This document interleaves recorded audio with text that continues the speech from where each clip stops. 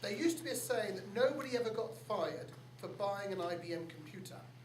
With companies such as TNS Global and Ipsos MORI offering depth and breadth of expertise, what hope is there for the one man, one person, I think we would say these days, band of research consultants? So who wants to kick us off on that one? Do you want to, Mike? There is hope. Yes! There is hope. There is hope, and the hope is because independents, freelancers, contractors can actually offer what some of these big juggernauts can't, which is strangely a personal service, but mostly a fast service. If you've ever had the deep joy of working with some of these larger agencies, you do work at their pace rather than things happening at your pace. And I'd be surprised if speed doesn't become a theme this afternoon. Everything does need to be faster for all sorts of reasons.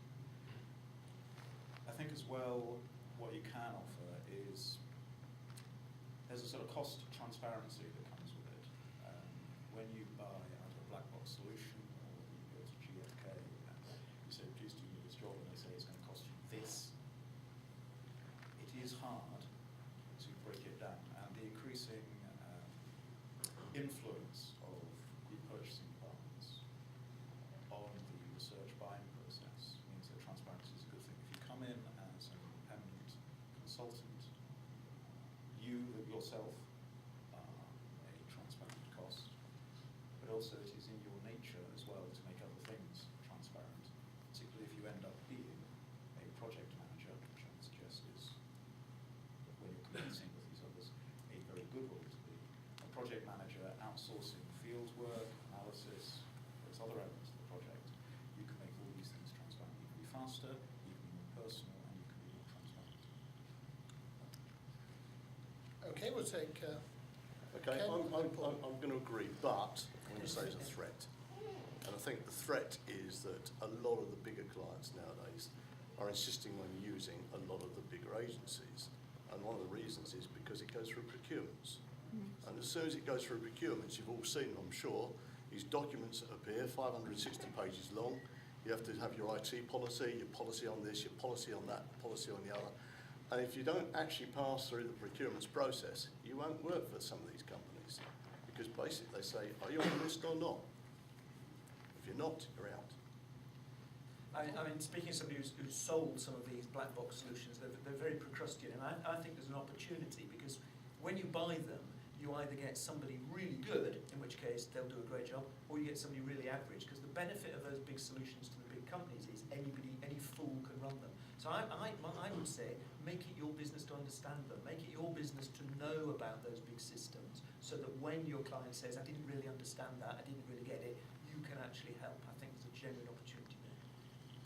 So, Janet.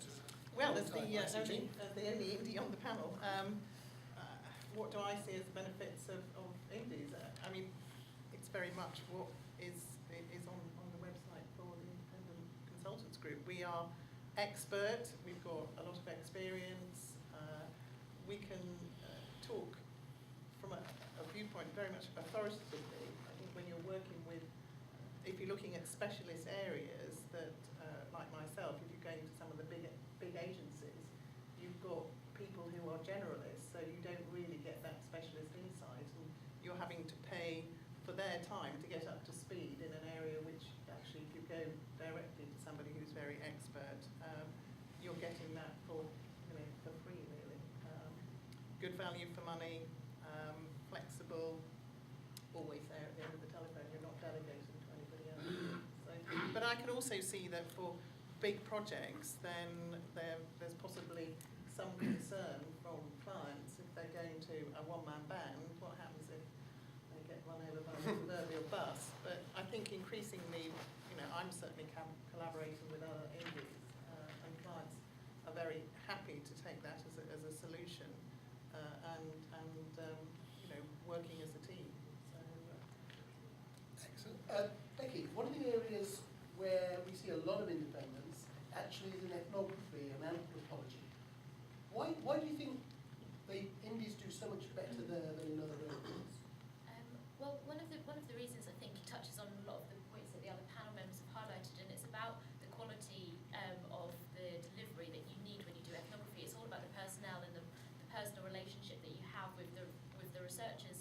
it's very, ethnography is inherently exploratory as a research method. It's not a big, boring research project that you can just go and do again and again, and you can't brand an ethnography project and just kind of roll it out in a standardised way. So those relationships, it's probably the perfect example of illustrating quite a lot of other people's points, that specialism, that expertise, that kind of understanding of the business that you need to have in order to do ethnography well is why ethnographers and anthropologists are being commissioned as independents.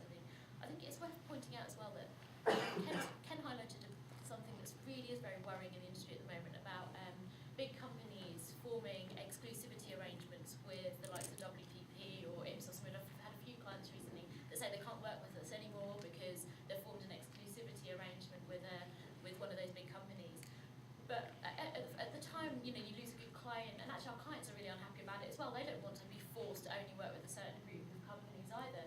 But they're a huge, fine. If that's what happens with the very biggest companies, they form allegiances together, no worries.